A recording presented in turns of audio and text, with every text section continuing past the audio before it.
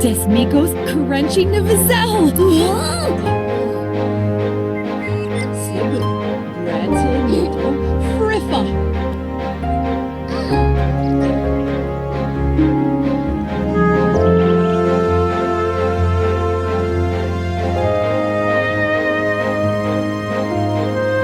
Hello everyone, welcome to another speed build. Today we are doing something that in my mind seems a little niche, but I could be wrong.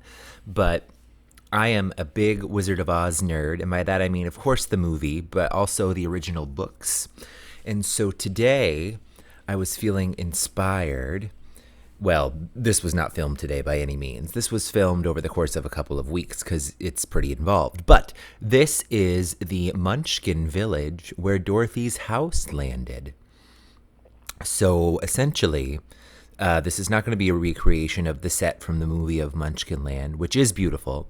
This is more so kind of like based on my knowledge of the books and also kind of like a little bit of headcanon stuff. Originally, what I kind of wanted to do was build like a little mushroom house village, and then I knew I wanted it to be blue, and then I realized I didn't like the idea of the mushroom houses, so instead I decided, well, in the Wizard of Oz books, blue is the country of the Munchkins, so this is going to be the village where Dorothy's house landed. So you can see here I'm kind of going in, I already put in some landscaping and did like a winding path down the hill. This house up at the top is going to be kind of what I consider to be like the more well-to-do family in the village. Bearing in mind that like I don't know if they would be really considered rich, but they do have, I guess, more funds than maybe the rest of the village. Funds being kind of a placeholder word, because money does not exist in Oz, at least not after the first book, really. Some people say that's sort of a commentary on capitalism. Who's to say, really? There was money in Oz early on in the wizard's reign, and then afterwards it went away when Ozma, the rightful ruler of the crown, when she took over. And then it kind of pretty much turned into like a bartering system, essentially, to where if people in Oz wanted things, they would happily trade their neighbors for things. Anywho, that big house is maybe, you could say maybe it's like the mayor, if you're going to like kind of take a little bit of stuff from the movie from 1939. Regardless, this over here is going to end up being sort of like the home of like a family of farmers, because Munchkin country is the agricultural region of Oz where all of the produce, if not all, a great deal of the produce is grown. And as you can see, I'm leaning into the blue and white theme here. Fun fact, the reason, well, in addition to Dorothy killing the Witch of the East, the Munchkins really like Dorothy because she showed up in a blue and white checkered dress, because blue is the color of Munchkinland and white represents good witches and purity. So lots of blue and white in this build, almost exclusively blue and white. There's a few other colors. I tried not to like make things a little too heavy, but my theory is that most things in Munchkin country are blue, like the produce, which isn't to say that things that are not blue will not grow here, because I think otherwise it's kind of weird to be like, oh, we have like blue watermelon, which was a thing in the books, but L Frank Baum didn't do the best job with continuity writing them, because it was like sometimes when he described how each section of Oz was a different color, it was just like, oh, you know, people paint their houses in that color, they paint the fences, and then other times it was something where it was like, well, literally everything is blue, or like in Gilligan country, the dirt is purple, and as you get closer to the Emerald City, it starts to turn green. I kind of prefer the idea that, you know, flowers and stuff grow in a certain color, which is what you're seeing me do here with the landscaping. We've got some blue hydrangeas and also some really good blue bushes from Debug, as well as the hollyhocks from the Romantic Garden Stuff Pack, which is kind of a nod to the movie version with Judy Garland because they have those big hollyhocks in Munchkinland when she arrives. So I decided, sure, we can use some hollyhocks, but we can make them blue since blue is the main color in Munchkinland. Here, we're going in, we're adding just a little more landscaping. There's a lot of landscaping in this video. I do a lot of like detail work, laying out bushes, trying to decide like how many levels I want to the houses, what kind of trees I want to use, how I want to arrange the flowers. And then I'm trying to figure out what I wanted to do for the yellow brick road, since this is where the yellow brick road starts. Eventually I ended up using a piece it's from, I think, Growing Together. It's like yellow tile.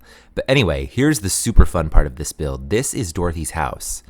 And this is the village. It's been a while since Dorothy has landed. I don't know when in the canon I'm going to decide this is. At least long enough back, I think, to where, as you can see later, there has been a memorial put up around the house. Essentially, the Munchkins have almost turned it into like a museum site. They have like a little fence around it, and they've made a little monument to Dorothy with a little statue of her and of Toto. And people bring flowers to the memorial site just as sort of a thank you to Dorothy for ending the reign of the Wicked Witch of the East. But you can see I had a lot of fun with like the ruins of her house. I used some fence debug pieces and like hid them in the walls and the roof so it looked like exposed rafters from it falling out of the sky, which is a ton of fun. Interesting thing about her house, at least as far as the books go, is that it is just one room.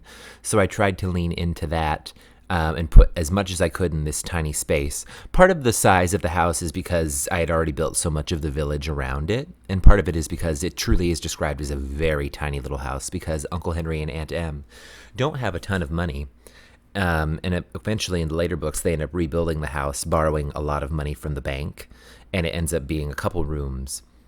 So it is a better house than the one that ends up in Oz. But here you can see I'm using the tool mod, moving the fence pieces around to really give it that derelict look, like a house is just quite literally falling out of the sky. And I did the same thing with the door, which took a little bit of work because the build system in The Sims really wants you to put doors on walls. But I got it to lean, and I did the same thing with the window. And here I am putting in like the furniture and trying to use the tool mod to make it look like it's been kind of messed up. And where everything has fallen down.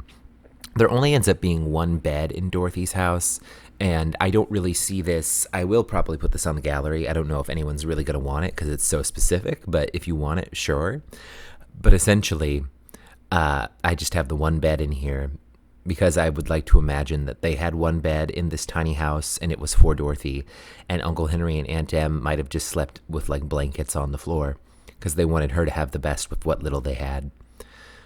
But here I am going in, moving all of the stuff around, making it look all higgledy-piggledy. I put some broken dishes and like some pictures, knocked some things over, put a couple of portraits, and here's the coat rack, which there'll have to be a little bit of suspension of disbelief because you know how the coat rack is meshed.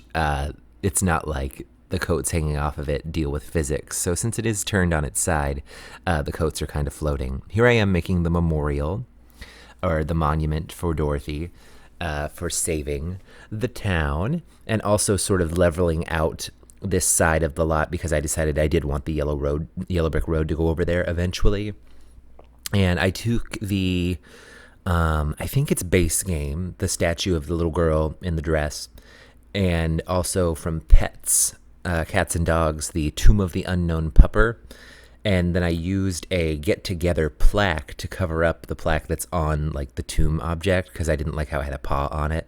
I guess it could have worked, since, like, Toto is a thing, and you can see I put the little dog statue from Cats and Dogs on there, as well as a basket, and some flowers. And I ended up putting flowers that were a couple different colors up here, because I'd like to imagine that people come from all corners of Oz to leave flowers from their home country here on the monument. And I put a little wreath and a couple other things, some candles. I tried not to, like, go too heavy with the candles. I felt like it was kind of cool to have a couple, but I didn't want it to read as, like, a grave site, even though I guess technically it is, because the Witch of the East did die here. But we'll talk about that at another time. Here we are going in. I'm putting the cottage living little road sign object and a couple other cottage living pieces and some debug objects that I knew I would fit the theme. Since Munchkinland is more agricultural, I wanted that farm, cottagey aesthetic. And here I'm playing around with how I'm going to get the yellow brick road to work, because we don't have terrain paint that's really yellow. But we do have this, which is what I end up using. It's the yellow tile from Get Together that I mentioned. And I ended up using curved pieces to make it sort of wind towards the back of the lot. And then I ended up doing this thing where, since, it is a lot in the middle of nowhere and I can't very well have a yellow brick road leading off the lot, eventually what you'll see I do is I use the cave piece from Werewolves, so it kind of looks like it leads off into a tunnel and then comes out wherever. And I think it worked out pretty well. I'm actually really proud of what I did with this one. Here's the cave right here that I was talking about. I did have to move it off lot a little bit with the tool mod, but it ended up working pretty well. Now, if you look a little further on in the footage, I don't know exactly where, I end up swapping out these white fence pieces for blue pickets, since a lot of times in the books, blue picket fences are described as being in Munchkinland. And then I had to decide what it was that I wanted the entrance or the beginning of the road to look like. I ended up I wanted to use the wedding arch, which I ended up putting in front of the window. And by window, I mean door to the big house in the village. And then I realized I don't think your Sims can walk through it. So I ended up having to swap out the archway above the yellow brick road for a debug archway, I think from Get Together, and then just kind of getting rid of the one in front of the big Munchkin house completely, which was a bummer because I thought it was very pretty, but it's all right. Sometimes you have to make things functional. I guess I could have tried to hide the archway down in the basement, which I do end up doing with an interior archway in the house. We'll see if maybe I decide to do that before I put this on the gallery. Because I still have to go in and take some screenshots and maybe a little more cinematic footage before I put this video up. I tried to do some storytelling with it to make it look as though the Munchkins are reminiscing on when Dorothy arrived and saved them from the Wicked Witch. Here we are going around adding some detail to the exterior of the houses. I ended up using these spandrel-y, I guess they're not spandrels, they're corbels from Cottage Living in blue around the edges of all the roofs on each of the buildings. And then I ended up putting a little balcony space on top of this one, mainly just because I put a door up there and was like, where does it go? I think maybe I put a telescope up there. I definitely put some plants. And you can see I'm kind of like fiddling around with these chimneys, because in the illustrations in the books, I don't know so much if it's described in the text, but it seems like all of the houses in Oz that aren't in the Emerald City have like this dual round chimney thing on either side. And actually a lot of the houses look like domes with like windows that almost make them look like faces, which is kind of hard to pull off in The Sims because The Sims need places to walk. And also I just kind of like the idea of a rounded house a little better. But here we are going in, leveling out some of the terrain and the water around the houses, and me kind of deciding how I wanted everything laid out. I ended up using this blue fence from Romantic Garden stuff, which I don't think I would use in most normal builds, but it does work well for this since it is blue. And blue is a country of Munchkinland. I might end up using it if I eventually make Glinda's castle in Quadling country, because it's like red, but I imagine she uses a lot of reds and pinks. And we're going in here, we're kind of like looping the road down to the monument. I decided they probably paved like a little patch around where they put the statue, but otherwise they tried to leave it as untouched as they could, just as like a remembrance thing for what happened here. And I'm trying to remember, I know at some point after I put down the road, I ended up leaving like a little like lead off point. And then here I am putting some fencing around the monument, just to make it look like it's more official and not just a statue sitting here. It could have been just a statue, but I'd like to think maybe they like all work together to make this really pretty monument for Dorothy. and put some of their native plants around. And you can see I put a little flower bed in front at some point. And here's where I decided that they probably fenced off the house. And also I think it'll be helpful because it would keep, if you decide to download this, your Sims from trying to use those beds and the stove in there because they are tilted sideways. And I think they could probably still use them, but it might be difficult. But here's the little flower bed that I'm putting in here. And here I'm leading the impetus of the road off with some stepping stones, putting in a little more landscaping. And then eventually we're going to head to the interiors at some point. I might not talk all through the build. I might just kind of chime in at parts where there are things I want to speak about. But I had a lot of fun with this one. I put a lot of work into imagining, like, how would this road have been built? Did the Munchkins decide to decorate the beginning of the road? Because the wizard, I believe, had it built, at least in the original canon. Although, if anyone has read the Dorothy Must Die series by Danielle Page, she kind of does this cool thing where the magic of Oz itself sort of like created the road, and that it is a part of the country, but it can like move around and be summoned by people who know how to use Oz's magic. So whatever version you like to believe, I kind of like a little bit of a mix. But just more landscaping here. I wanted this to be very lush and full of, lots of flowers, lots of grass, and just wanted to make it look like it's just a very vibrant place compared to Kansas, so that it would be true in what Dorothy says when she arrived, that it's one of the most beautiful places she's ever seen, because she's only ever known flat, dry, gray prairies, and maybe like dead grass, and whatever she knows of flowers is probably only seasonal, if that. But here I am filling in most of the, what I guess you could call the ugly parts of the build with some flowers. Just wanted to fill in the parts where I did the terraforming. I know sometimes you can just leave the dirt exposed, but I think I've gotten a little obsessed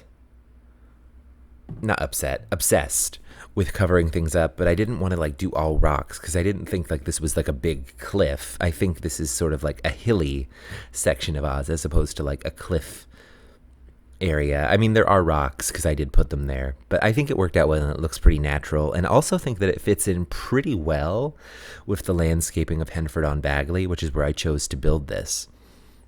This actually is the home of, I forget their name, the elderly gay couple in the cute little cottage. I did evict them to build this, and for that I am sorry. But I think there could be some gay munchkins here to make up for it. This is the pathway leading up to the farmer's house. I decided that it was probably pretty well maintained with lots of flowers. I'd like to imagine that maybe it was kind of wildflowers, but they sort of like arranged the flowers in a way to where they are controlled but still look pretty natural. I think that they probably live pretty harmoniously with the land. And now we're just lining the fence rows with some, it's like a blue swatch of the debug lavender from I'm not sure which pack, probably Cottage Living. And of course I'm using the tool mad to smush things down into the ground.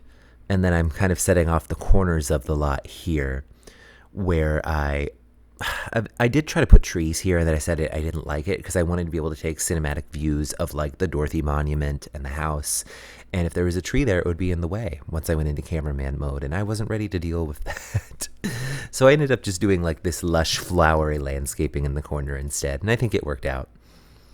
I think like probably a lot of these flowers were already here when Dorothy's house landed, but maybe they grew up and the Munchkins decided to decorate them appropriately. Here I am trying to decide how to flank this flower bed in front of the monument. I tried to do it in fences and didn't like it, and then wanted to use rocks and didn't like any of the rocks either. and then thought about like putting an awning over it and decided against that too. Eventually I ended up doing the thing that I've done in a couple of builds now, and I think I first saw Griffey here on YouTube do it, where it's these package objects from the base game that kind of look like little square bricks or stones, and I aligned it that way. And then I changed the color of the front door on Dorothy's house because I decided I didn't want it to be white. I wanted it to be gray and washed out like the rest of the house was. We're going to do some architectural detailings here on the outside of the house, just because I really think the Munchkins are craftsmen, and they probably put a lot of care into their homes and decorated them pretty well. Even if they're not necessarily the largest or most opulent, I think they are very cozy and very good examples of their artistry. I'm going to do a little more landscaping here, and then I might go quiet for a little bit. Maybe put in some music until we get to the interiors.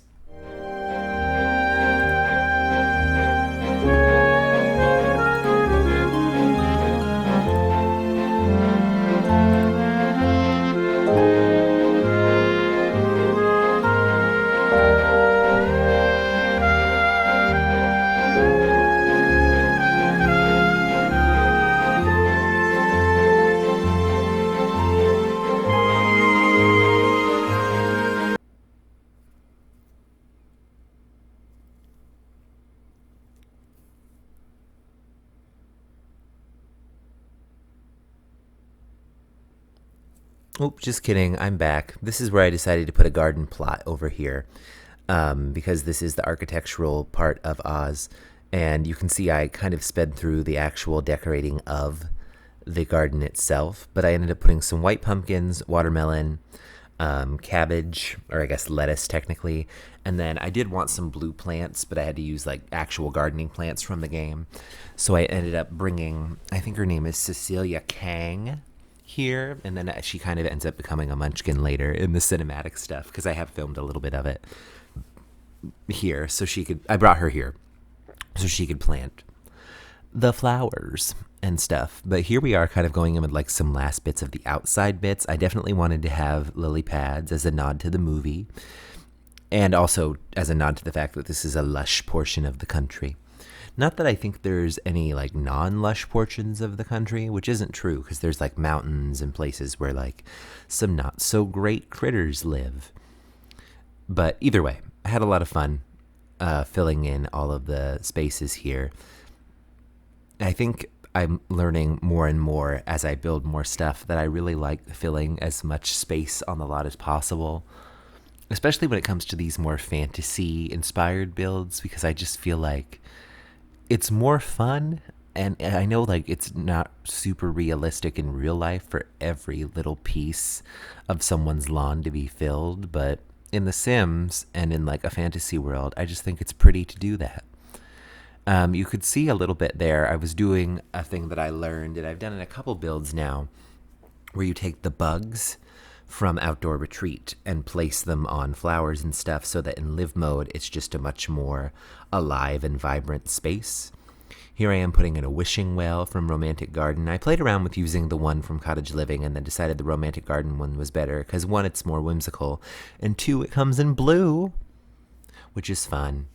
And then I decided like what would be down here by the wishing well, and I decided that maybe they use it for laundry, so I put a wash basin down there and a washboard and some buckets. And then I ended up scattering these Outdoor Retreat little hanging lanterns around because I really liked the vibe of them. Because I feel like the Munchkins kind of have like a dwarfy, I mean they are small, like a fairy gnome kind of feel to them, not to be confused with the gnomes N-O-M-E that are featured in the Oz books. Those are different. I'm thinking more G-N-O-M-E, like the British or European version of the ones like we have the little sculptures of here in the game with the little pointy hats. But now we're finally getting into the interior. I think that the exterior of this build took me, like 4 or 5 days, a while. I built this over the course of like a week or two. Also, I've been in rehearsals for a couple shows, so I have been busy and haven't really been able to like film something and edit it all the way through. But I did want to like film footage in like bits and chunks every day, which is what I did. And you do see I do still do some bouncing around between the inside and the outside. It's mainly just putting down like decoration stuff now for the purposes of storytelling, just to get the vibe of like, who are the Munchkins that live here? What are they like? What do they do? Here is the farmhouse with the three farmers and perhaps a young Munchkin child, I decided. And I tried to do like a blue yet mismatched thing in this house and also in the bigger house too. The smaller house that's over closer to where Dorothy's house landed is actually ends up being a bathroom space because I did put a bathroom in the upstairs portion of this house that you see now, and then I didn't like it because I remembered I wanted to sleep 3 Munchkins here and I only had 2 beds, which you'll see. But I had a lot of fun kind of just trying to decide like how the architecture of this build would work. It feels a little Hobbit house to me. Bearing in mind that it's just from vibes because I don't know much about the Lord of the Rings, but I think it's like the vibes are similar. And I finally got to use, now that I have outdoor retreat, I've seen people use this like flower hanging lantern thing, and I feel like it's so specific. I think it might be super fun if we ever get fairies in the game, but otherwise I struggle to figure out where one would use it unless it's like something where it's very clearly in the realm of fantasy. But that's what this is, so it worked out well. And here I'm putting in some beds. I decided that this isn't really like a one-room house, but it is kind of like a very cozy house where it's very much like there's not really separate rooms. There's like separate areas, but they all kind of like float into one another, and then it's just very cozy and warm. I would imagine that these people probably, as well as the people in the big house, don't get it twisted, grow a lot of their own food, have a lot of get-togethers, are very caring towards one another and their well-being of each other. Here we are playing with the kitchen and deciding how I wanted it to work because, here's the thing. I knew I wanted them to be roundhouses, but I also knew that the kitchen especially was going to be a struggle because counters do not like to be placed diagonally. And I tried doing a lot of different things to like cover up the gaps in the counters to where you couldn't see them. But then I had to remember that if I wanted to play in this lot, or if anyone wanted to download this lot, that there needed to be one clear cabinet counter space to prep food on. And I ended up putting one next to the fridge. Eventually, you'll see. But I had a lot of fun decorating the kitchen in both of the homes, truly. And just like both of the homes in general, I love this sort of like cozy cobbled together vibe. I just think it lends itself well to sort of like a fun sort of gameplay. I will say that this house is not off the grid because the overhead lights are electric, but you could probably take those out if you really wanted to and just put some candles somewhere. I almost used like the candle sconces from Vampires, but then decided against it because I use them a lot and tend to use them in like my more spooky sort of builds. Which isn't to say that they can't belong in non-spooky builds. I kind of just wanted to challenge myself a little bit, even though I use a lot of the same objects. I love the herbs on the wall. I love the specific hanging lanterns that I ended up using. And of course I love putting spandrels across rooms in fantasy builds, so it has that like exposed beam look to it. Here you can see is where I'm putting this bathroom up here initially, and then I end up moving it into the smaller house at some point, and I pick it up and then I have to do some moving around of the windows because of it, because I realized that when you copy a room and move it, it moves the windows and stuff too. So this cute bathroom ends up being not a part of this house. It ends up getting moved to the small, tiny house that's over by where Dorothy's house is. But I think it works. I can't say that it would be strange, I think, for there to be like maybe a communal toilet space, bearing in mind that like this is pretty like modern plumbing, and that The Wizard of Oz and most of the sequels that were written by the original author were written between like 1901 and 1919. So there certainly was indoor plumbing. I don't know how common it would have been in this more rural part of Oz, but like maybe, since I know that it is a thing in the Emerald City, and so is electricity. L Frank Baum is very clear in saying that there are like electric water fountains and lights that exist. So I don't know. maybe it's just all run by magic, even though it is electricity and plumbing, and they can have whatever they want. Regardless, now we're going in and kind of adding some final touches to the interior of this house. We're going to give some clutter to the room and on top of the fireplace. Here you can see is where I decided this is a bedroom and not a bathroom. I decided it's probably for a younger Munchkin, maybe a child, but not a toddler. You saw where I was trying to put a toddler bed down, and I decided against it because I didn't really like how the toddler bed looked downstairs and knew that it didn't make sense logistically from gameplay to put a toddler bed upstairs because toddlers cannot use ladders, and that's the only way to get up here. Unless I decided to put in a magic portal, but I don't think that's the right vibe for this house. I think that's more the vibe for like a witch home. And if I eventually build Glinda's castle, I might put some portals to get around to different rooms. But we're putting finishing touches on the small house, and then I think here's a little bit of landscaping. And I don't know if I included furniture of decorating the interior of the big house or not. I feel like I did, but I'm looking and seeing that there's only about 2 minutes left. Oh, just kidding. Here's the inside of the big house. This is more of like a put-together house.